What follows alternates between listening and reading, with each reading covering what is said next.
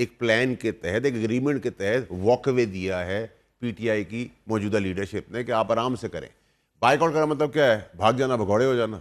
बड़ी क्लैरिटी रखे। 18 को इन्होंने कहा आप शुरू कर, मैं 2 मिनट लूंगा। गंडापुर साहब डी चौक आएंगे, वो वहां चले गए, डिग्गी में बैठे, वहां से गायब हो गए, फिर नमूदार हो गए, बाहर निकला है। पहला पॉइंट। तो इसका मतलब डिग्गी में छुप के जाना और निकलना और गायब हो जाना इनकी पार्टी का वतीरा है, एज एंड व्हेन रिक्वायर्ड। उसके बाद 18 बड़े लोग डिग्गी में बैठ चुके हैं वैसे। हाँ, 18 अक्टूबर को उन्होंने कहा जी मुल्की एहतजाज होगा, मक्खी का बच्चा नहीं निकला, खुद भी नहीं निकले। ठीक है, डी चौक वाले धरने में सारे बंदे छुप के वीडियोस बना के भेज रहे थे, हम ये कर देंगे, कोई बाहर नहीं निकला, वो भी स्टेज के थे। एफिडेविट्स भी मैं वक्त आने पर ले आऊँगा सामने, वीडियोस भी सामने ले आऊँगा, कौम को दिखा दूंगा असली आईना। उसके बाद इन्होंने कहा कि जी हमें टॉर्चर कर दिया, नाखून निकाल दिए, खाले निकाल दी, आंखों में ड्रिल मशीन चला दी, तेजाब कान में डाल दिया, सर काट दिया, हाथ काट दिए, पैर काट दिए, फिर एक डॉक्टर को बुलाया, उसने प्लास्टिक सर्जरी कराई, उसके बाद उसको जिंदा किया, पार्लियामेंट पहुंचा दिया, लेकिन उनसे वोट नहीं लिया। ये भी अजीब, पागल आदमी समझ सकता है। फिर कह रहे पैसा चल गया। अभी आपने एक सेनेटर का पहले आया कि जी उसने बयान दे दिया कि जी मुझे मच्छर में रखा था। तो अब तो उधर कोई जगह ऐसी नहीं है उनके चौकीदार के पास भी जहाँ मच्छर हो। क्लैरिटी रखे उसके सर, दुबाव में पहले बयान दिया था, दुबाव में अभी बयान दिया है, वजाहत की। फिर दुबाव के अंदर उन्होंने बयान दे दिया, फिर उन्होंने आगे कहा कि नहीं उनका बेटा उसी वक्त कह रहा था कि पार्टी प्रेशर करती है। देखिए होता क्या है, हमारी तहरीक इंसाफ में जब मैं हिस्सा था, जब पीटीआई के लोग 9 मई को बेशर्मी की तरह प्रेस कॉन्फ्रेंस कर रहे थे, तो वो यही गेम खेल रहे थे कि लीडर के पास जाए कह रहे थे हम मजबूर थे, हम पे कनपटी बंदूक रखी थी, ये था वो था, फलाना ढिमाका था। और आज भी जो पार्लियामेंट के अंदर बैठे, सेनेट के अंदर या नेशनल असेंबली में, वो सारे बिका हुआ माल है। इमरान खान के खिलाफ प्रेस कॉन्फ्रेंस कर चुके हैं। इमरान खान से ना मिलने की फरमाइश इन पीटीआई वालों ने की कि मुझे स्टेप बाय स्टेप फैसल साहब, पहले तो जिस तरह 5 लोग तो पता है टर्न कोड जिन्होंने आके वोट डाल दिए। 5 नहीं है, सुन ले, हाँ ओके, बताइएगा कितने थे। ये तो क्लियर कट शेख साहब कह रहे थे, शेख वकास के तो लंबा पैसा पकड़ा है इन्होंने। बाकी जो नाम सामने आ रहे हैं, जो अभी नाम उन्हें तस्दीकी शो कॉज दे रहे, इन्होंने भी पैसा पकड़ा हुआ है। देखिए बात सिंपल सी क्या है, आप किसी भी लाइफ की वॉक ऑफ लाइफ के अंदर, कारोबार हो, एंकरशिप हो, रिश्ता हो, वोट देना हो, बनना हो, आपके पास क्या होता है? सेल्फ इंटरेस्ट, पैसा, किरदार, डर, ब्लफ, ये सब का मिक्सचर बना के आप एक चीज़ को निगोशिएट करते हैं।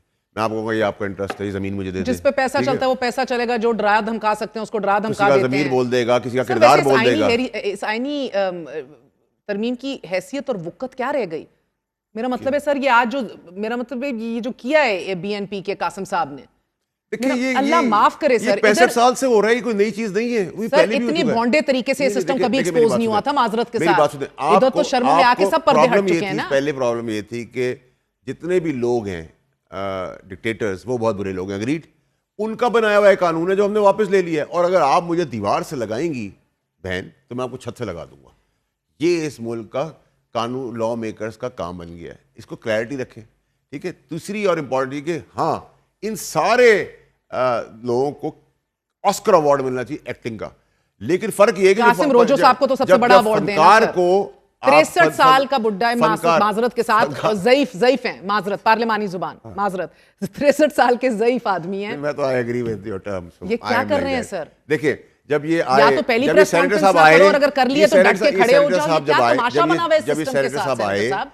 तो ये वीडियो के सामने आए, सुकून से बैठे, इनकी तबीयत ठीक नहीं थी, इनकी फरमाइश पे हाथ उठाने की इजाजत मिली। जितने बुजुर्ग थे, भी दी जाती है नहीं, वैसे स्टार्ट यहाँ से हुआ। मेंगल साहब भी मौजूद थे। डायलिसिस से जब से टेस्ट से गए थे, मेंगल साहब शोर मचा रहे हैं कि हमारा बंदा गायब है। अगर ये सुकून से घर बैठे होते तो ये कॉल करके बता देते ना, बोल देते ना, बताया क्यों नहीं? यही तो मैं कह रहा हूँ, यही उमर अयूब साहब की बॉडी लैंग्वेज आपको लग रही थी, ठीक है। अब वो कह रहे हैं कि एक सियासी जमातों का प्रेशर, खुदा का खौफ करें सर, मेंगल साहब को देखकर आपको, या आपको उमर अयूब को देखकर आपको लगता है कि मॉरल प्रेशर होता है? मॉरल प्रेशर होता है ना, क्या जवाब देंगे यार, इसने सीट दी थी। बैरिस्टर गोवर सर, इनके घर वाले भी इनसे डरते होंगे, पहले मुझे ये बताएं।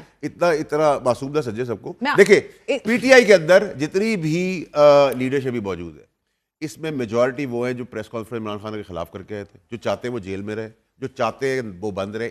गवर्नमेंट से अंडरस्टैंडिंग है, पर्क्स, प्रिविलेजेस, गाड़ी। आई कंटेस्ट दैट। एक मिनट रुके ना, मुझे बात करने दे, मुझे बात करने दे, मुझे बात करने दे।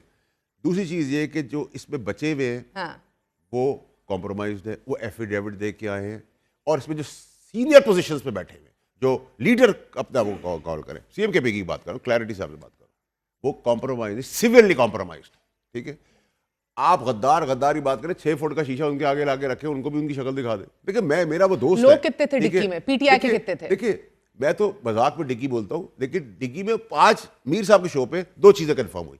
पप्पी साहब ने कहा कि हाँ, मैंने उनका फैसल सलीम के पीछे आप लोग तब से लगे हुए जब वो कमेटी का चेयरमैन बना था, ठीक है, सेनेट के अंदर। उसने कहा हाँ, लेकिन एमिकेबली सेटल हो गया। फिर उसने कहा हम भी छुप छुपा के आते हैं। तो भाई डिक्की में छुपना छुपाना तो आपका काम है, मेरा काम थोड़ी है। कितने बंदे थे डिक्की में? हाँ। इतनी छोटी डिक्की में नहीं आती, उसके लिए बड़ी लेमोजीन लेनी पड़ती है। उस लेमोजीन के अंदर ये सारी पॉलिटिकल पार्टियां जो है। आपसे पूछ रही हूँ कि सर वो डाले की खुली डिक्की थी या कल्टस डाला बहुत छोटा होता है। कौन सी वाली डिक्की चाहिए? इसके लिए बहुत सारी गाड़ियां चाहिए होती, कुछ घर में खड़ी होती। कितने थे? मजाक कर रहा हूं, लेकिन लाइट मुझे कल मैं आपको ये बता रहा हूँ, पीटीआई ने मुझे कल कहा 11 बंदे हमारे पास पीटीआई के। देखिए जब मैंने आपसे कहा था कि नंबर right? ज्यादा होगा, मैंने आपका ज्यादा होगा नंबर, ठीक है, वो नंबर ज्यादा निकला। अगली तरमीम के लिए बाय फार हो गए नंबर, ठीक है जी, क्योंकि अब पाकिस्तान में तारीख पे तारीख नहीं होगी, तरमीम होगी तरक्की होगी, तरमीम होगी तरक्की होगी, तरमीम होगी तरक्की होगी। क्लैरिटी रखे। फॉरवर्ड ब्लॉक बन गया है, फॉरवर्ड ब्लॉक की शुरुआत हो गई है। ये पार्टी के अंदर उन लोगों को हटा रहे हैं जो इनका ऑपोजिशन स्ट्रॉन्ग जिनका ग्रुप था पीटीआई के अंदर। कौन हटा रहे हैं? ये सब आपस में पटे हुए हैं। एक लॉयर्स का ग्रुप है। एक सेकंड जो आप कहते हैं, ओके मेरी let's take the story one step forward. आप कहते हैं बुजुर्ग सियासतदान इस फॉरवर्ड ग्रुप को लीड करेगा। आपने कहा मैंने चलवाया है सर। मैंने बुजुर्ग कहा ही नहीं, मैं अपनी बातें याद रखता हूं। क्या कहा है?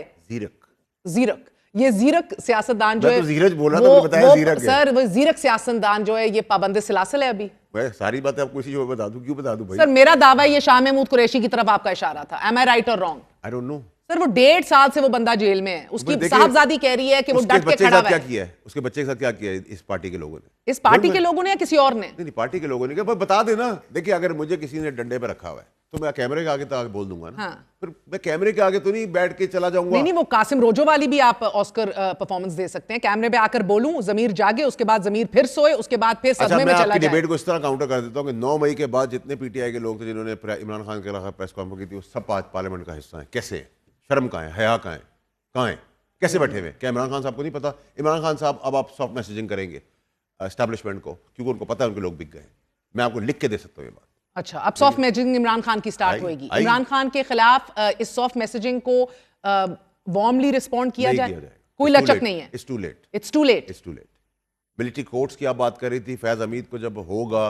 सर बड़ी खबर देते जाएं, ब्रेकिंग खबर आ गई है कि जस्टिस याया अफरीदी पर इत्तेफाक कर लिया गया है। जराए ये खबर दे रहे हैं कि जस्टिस याया अफरीदी पर इत्तेफाक कर लिया गया है। ऑफिशियली इसका जैसे ही अनाउंसमेंट होती है हम आपको तस्दीक करेंगे। जस्टिस याया अफरीदी पर बतौर चीफ जस्टिस ऑफ पाकिस्तान खबर हमें जराए तस्दीक कर रहे हैं इस खबर की कि इत्तेफाक कर लिया गया है पार्लिमानी कमेटी में। जस्टिस याया अफरीदी का हमने आपको थोड़ा सा पस मंजर बताया। इसी तरह पहला number senior most justice Mansoor Ali Shah, इस वक्त चीफ जस्टिस काजी फायज ईसा के बाद सुप्रीम कोर्ट के सबसे सीनियर जज हैं और इन्हीं का नाम अगर ये तरमीम ना आती तो सीनियरिटी के हवाले से आप ही चीफ जस्टिस बनते। हालिया आईनी तरमीम से पहले उनका अगला चीफ जस्टिस बनना तय था, ताहम अब उनका मुकाबला बकिया दोनों जजों से हो रहा था। लेकिन जस्टिस मंसूर अली शाह की जगह अब जरा ये खबर दे रहे हैं कि जस्टिस याया अफरीदी का नाम बतौर चीफ जस्टिस ऑफ पाकिस्तान उस पर कंफर्मेशन आ रही है। बिकॉज